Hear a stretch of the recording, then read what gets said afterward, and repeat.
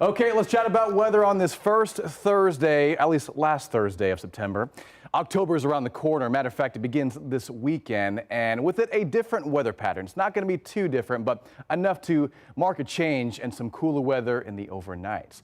Let's take a look at some of the morning lows from this morning. Take a look. 60 degrees was this morning's low in San Antonio. The hill country, Kerrville, Fredericksburg got down to the 50s.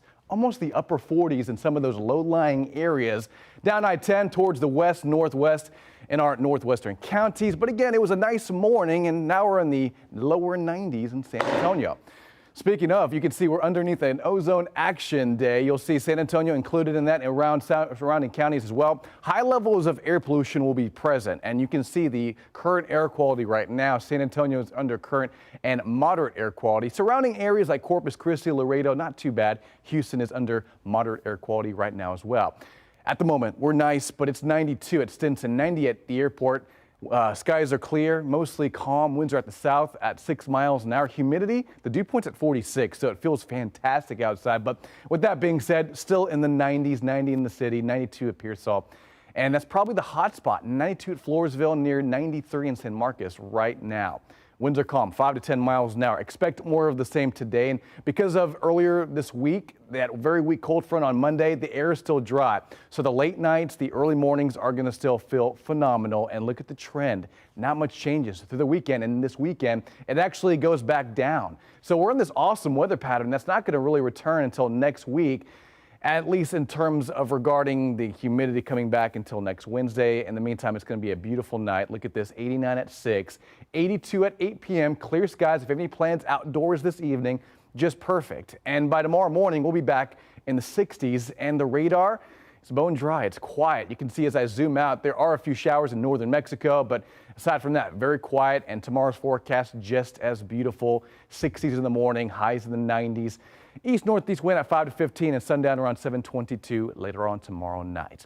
Okay, the latest on Hurricane Ian. It's back to hurricane status. As a matter of fact, winds are at 75 miles per hour. For that to be considered a Category 1, 74 to 95 miles an hour. Zooming in, a lot of the heavier rain and flood-provoking rain is on that northern side. The south side of Ian, not too impressive, but all that moisture is moving onshore from pretty much east to west.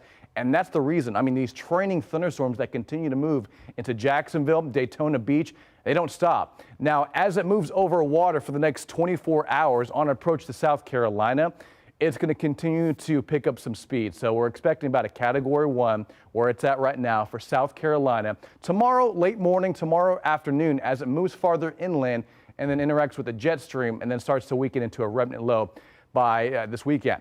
In the meantime, take a look at so much rainfall expected for the East Coast from South Carolina to Virginia to Washington, D.C. Upwards of 5 inches of rain on the right side of the storm as Ian makes landfall for another time later on tomorrow. 7-day forecast, 90 for your Friday, 89 on Saturday, 88 on Sunday. So we actually trend cooler by the back half of the weekend. Monday, a little bit more cloud cover. Morning still very nice in the lower 60s. The air is very dry. So we'll trend cooler through Monday and then rebound by Wednesday and Thursday. Highs back near 90 to 91.